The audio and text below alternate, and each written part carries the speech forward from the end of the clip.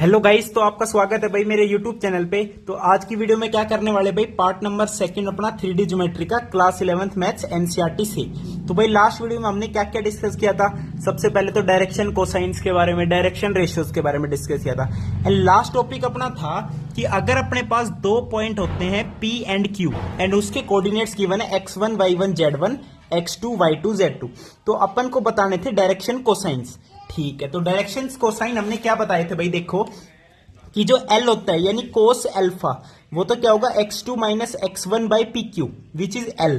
M होता है y2 minus y1 by p Q, N होता है z2 minus z1 by p Q. ये तो हो गए डायरेक्शन कोसाइंस। अब इसमें क्या डायरेक्शन रेशियोज बताना रह गया था कल। तो डायरेक्शन रेशियोज क्या होंगे भाई, मैंने बता रखा है ना। डायरेक्शन रेशियोज क्या होते हैं कि L is equals to lambda A क्या है, डायरेक्शन रेशियो है। Lambda B is equals to M, B क्या है, डायरेक्शन रेशियोज है with respect to X axis Y axis. समझ गए? यानी जब क्या बोल सकते हैं हम, देखो अब यहां पे क्या है, डायरेक्शन कोसाइन है। अच्छा जी, अब direction cosine z2 minus z1 by p q is equals to n है। एन क्या है, डायरेक्शन कोसाइन है। अब एन को जब मल्टीप्लाई करोगे पी क्यू के साथ, यानी बोल सकते हैं कि हमने किसी पैरामीटर से डायरेक्शन कोसाइन को मल्टीप्लाई किया, वो किसके बराबर आ गया, z2 माइनस z1, यानी ये क्या हो गया, C बोल सकते हैं इसे, z2 माइनस z1 को C। ठीक है जी, तो यहां से A आपका क्या आएगा, x2 माइनस x1, B क्या आएगा आपका y2 माइनस y1, C आपके पास क्या आएगा z2 माइनस z1। ठीक है भाई, x2 minus x1, x1 minus x2 भी बोल सकते हो इसे। तो ये डायरेक्शन रेशियोज हो गए। तो आज की वीडियो में भाई अपने एग्जांपल्स डिस्कस करते हैं। देखो फर्स्ट एग्जांपल देखते हैं। A line makes an angle 90 degree, 60 degree and 30 degree with the positive direction of x axis, y axis and z axis respectively। तो डायरेक्शन कोसाइंस बताने हैं। ठीक है जी, डायरेक्शन कोसाइन कौन कौन से होते हैं, L M N। ठीक है भाई, what is L, cos alpha, M cos beta, N cos gamma. Alpha क्या है, जो x एक्सिस के साथ एंगल बन रहा है, वो कितना है, कोस 90। तो कोस 90 कितना होता है भाई, 0। ठीक है भाई, बीटा कितना है, 60। तो कोस 60 अपना कितना है, 1/2। एंड गामा इज 30 डिग्री, तो कोस 30 डिग्री कितना है भाई, बताओ, √3/2। तो ये आपके क्या आ गए, डायरेक्शन कोसाइंस आ गए। ठीक है जी, अब चलते हैं एग्जांपल नंबर 2 पे।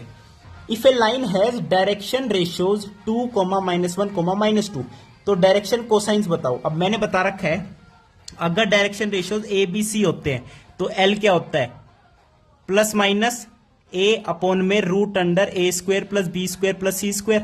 सिमिलरली M के केस में ऊपर B आ जाएगा, N के केस में ऊपर C आ जाएगा। ठीक है भाई, ओके चलो जी। अब देखो ये बताना है, ठीक है जी।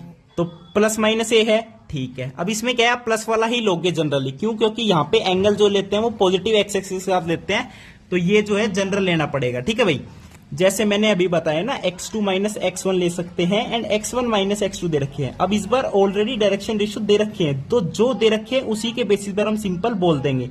ठीक है, बाकी ये फॉर्मूला अपन ने प्रूव कर रखा है कि L is equals two plus minus A upon में √A² plus B² plus C²। तो इसकी दोनों वैल्यूज होती हैं प्लस माइनस वाली। ठीक है, ओके सर, तो मैं प्लस माइनस लिख के बता दूंगा आपको। ओके जी, अब देखो, ठीक है भाई, तो यहाँ पे A की वैल्यू क्या है, 2 है, तो 2 अपॉन में √A² plus B² plus C² और प्लस माइनस। ठीक है भाई, तो रूट वाली टर्म कितनी है, 9 यानी 3, तो प्लस माइनस 2/3 L की वैल्यू आ गई। अब M की वैल्यू कितनी आएगी, प्लस माइनस -1 अपॉन में 3। ठीक है भाई, ये M हो जाएगा। N की वैल्यू क्या आएगी, -2 है, तो प्लस माइनस 2/3, तो ये हो जाएगा N। समझ गए, cos alpha, cos beta, cos gamma. अब चलते हैं एग्जांपल नंबर 3 पे। डायरेक्शन कोसाइन फाइंड करो of the line passing through the 2 points. अब 2 पॉइंट्स दे दिए, अब डायरेक्शन कोसाइंस बताने। तो डायरेक्शन कोसाइंस क्या होते हैं बताओ, L इज इक्वल्स टू क्या था, x2 माइनस x1 अपॉन में PQ। ठीक है भाई, अब PQ क्या है, दोनों पॉइंट के बीच में डिस्टेंस। तो सबसे पहले PQ ही फाइंड आउट कर लेते हैं, √x2 माइनस x1 का होल स्क्वायर, तो -3 का स्क्वायर इज 9, 4 माइनस 2 यानी 2 का स्क्वायर कितना आ गया, 4, एंड -5 माइनस 3 यानी 8 का स्क्वायर कितना, 64। अब ये कितना आ गया भाई, 9 और 4 13, 64 में 13 जोड़ोगे कितना आएगा, 77। तो 77 का रूट कर दो, ये आ जाएगा PQ, यानी दोनों के बीच में डिस्टेंस आ गया। ठीक है भाई, अब इसको नेक्स्ट पेज पे सॉल्व कर लें। चलो, तो PQ यानी डिस्टेंस बिटवीन 2 पॉइंट्स अपने पास आ गया √77। अब L में लिखता हूं क्या, पॉइंट्स क्या क्या थे, P के कोऑर्डिनेट्स थे भाई अपने पास, मान लो -2 4 -5, -2 4 -5, ठीक है। एक पॉइंट P मान रखा है, Q पॉइंट के क्या है 1 2 3, हाँ जी 1 2 3। अब L लिखूंगा x2 - x1, ठीक है, या x1 - x2 भी कर सकते हो। तो 1 - -2 करोगे तो कितना आएगा 3/√77 आ गया L की वैल्यू। ओके, एक x1 - x2 लोगे तो -3 आ जाएगा, तो माइनस वाले भी इसकी क्या है एक वैल्यू होगी डायरेक्शन कोसाइन की, ठीक है जी।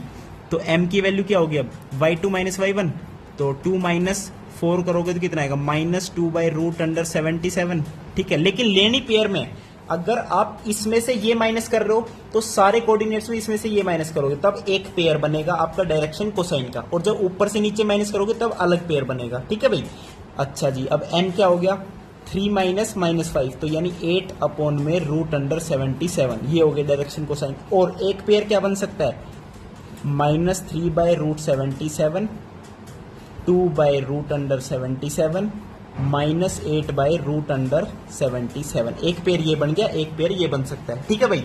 अब चलते हैं एग्जांपल नंबर 4 पे। तो find the direction cosine of x axis, y axis and z axis. तो भाई ये चीज क्या है, ये आपको वैसे भी पता होनी चाहिए और याद भी होनी चाहिए। कैसे भाई, जो x एक्सिस है आपकी, देखो आपको ऑब्वियसली पता है x axis and y axis and z axis आपस में क्या होते हैं, परपेंडिकुलर होते हैं, ठीक है, आपस में परपेंडिकुलर होते हैं, ठीक है जी। अब direction cosine of x axis बतानी है, यानी L M N की values with respect to x axis.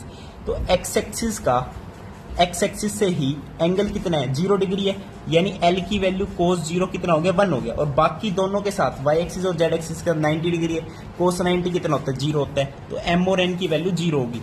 यानी direction cosine of x axis कितने बन गए 1, 0, 0, ठीक है भाई, समझ गए, ठीक है जी। अब देखो बोल सकते हैं ना, डायरेक्शन चेंज हो जाए, मान लो x एक्सिस का x एक्सिस के साथ एंगल 0 भी हो सकता है, और दूसरी डायरेक्शन लोगे तो एंगल कितना हो गया 180 हो जाएगा, तो 180 हो जाएगा तो क्या आएगा -1, 0, 0।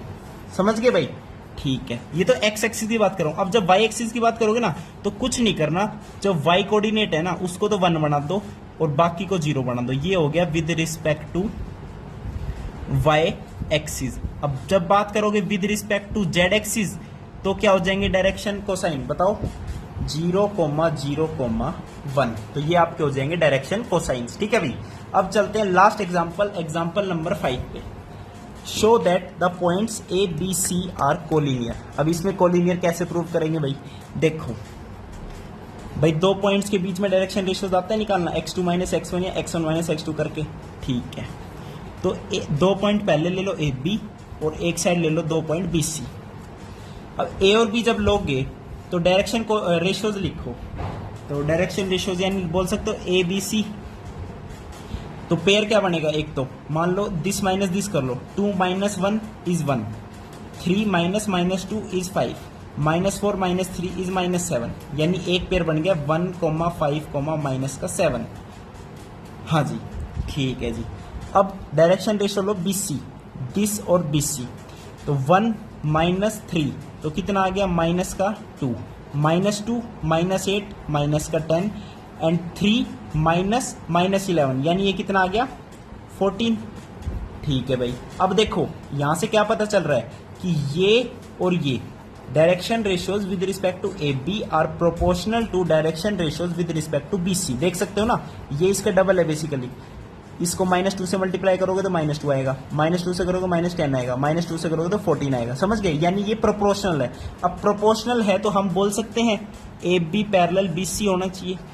अब B और B तो देख रहे हो कॉमन पॉइंट आ गया। अब मैंने कह दिया A और B, मान लो ये AB ये BC, मैंने कह दिया पैरेलल है। अब B और B तो सेम पॉइंट है, तो एक ही पॉइंट दो जगह अलग अलग नहीं हो सकता, तो ये दोनों लाइन के आपस में कोइंसाइड कर रही है। इट मींस जो A B C है तीनों कैसे हैं बताओ, कोलिनियर है।